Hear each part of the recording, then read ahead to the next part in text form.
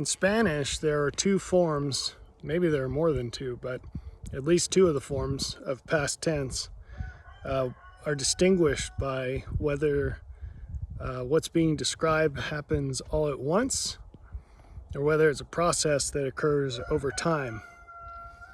And repentance can also be characterized in this way. So when we say repentance, it can refer to an event and it can refer to a process.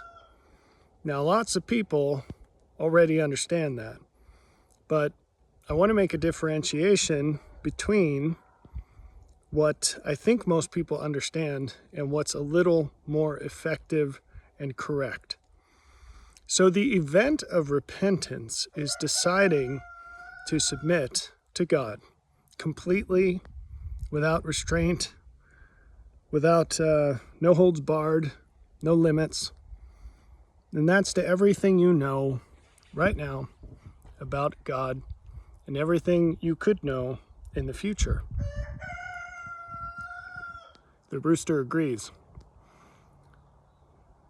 The other kind of, or I guess the other thing we could be referring to in terms of repentance, the process, it differs from the event because you only have to decide about the event once, and almost no one has.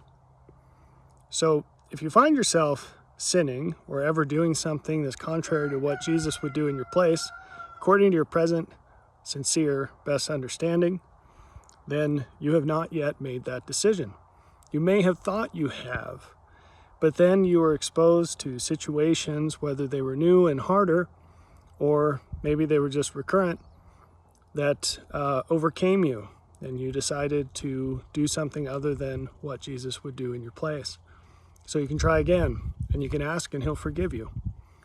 He tells us that we need to forgive everyone who asks us to forgive them. And it doesn't matter if they've done it 70 times, 70 times. And so he lives by his own law. And if you ask him to forgive you, it doesn't matter how many times you've done it, he will. That being said, every time you ask, you better be more serious than you were the last time. You better know the answer to the question, what makes this time different? Because we're not supposed to go around practicing that kind of repentance every day. Ideally, it's something that only happens once in your life, when you make your initial commitment to follow God. But, like I said, things happen, and Jesus is merciful. And so take advantage of that gift and ask him to forgive you and find out what you can change inside of you so that you decide to love him enough to actually do what you said you were going to do the first time, or the second time, or the third time, or however many times it takes. Now, the second kind of repentance, this ongoing process, is not the first kind. It's not meant to be an ongoing thing. Our commitment to God is not meant to be something we redecide every day. You're supposed to decide once and then be done. And the reason for that is because every time you redecide that, you start back at the beginning of where you began. Coming to know God is a process. And that process portion of repentance, that's something that will never end. As long as you live, learning more about God and putting into place everything you know, that's something that's never going to end as long as you live. So in that way, that kind of repentance, that keeps going. So I'm going to put this all into a really short version here. The first kind of repentance is to decide to always do your best at everything. And that's your definition of whatever is best. It has to be your sincere definition, what your conscience actually tells you is the right thing. And that can go very differently than what other people expect, and maybe than what you thought just not too long ago. But you need to be true to that conscience. So the first kind of repentance is to decide to always do what's best. The second kind of repentance is to actually do what's best all the time. And just to be totally clear on how these are different, when you actually do what's best all the time, you will find yourself learning what is best better than you knew before.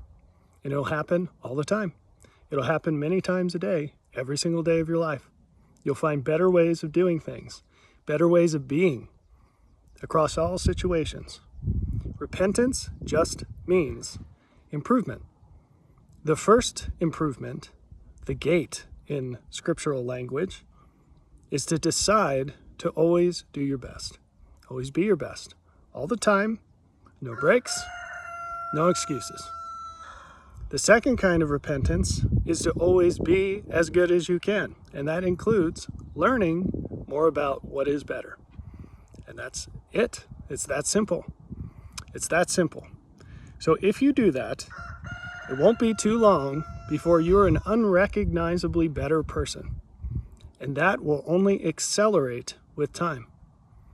So try it out and reap the rewards for doing so, because everything in life just keeps getting better as you keep getting better. You'll be able to help people more than you can now. You'll be able to withstand things that currently overcome you. I'm not just thinking about things that people call sin. You know, hard times, hard things, difficult challenges. Everything just keeps getting better. You'll get stronger and stronger.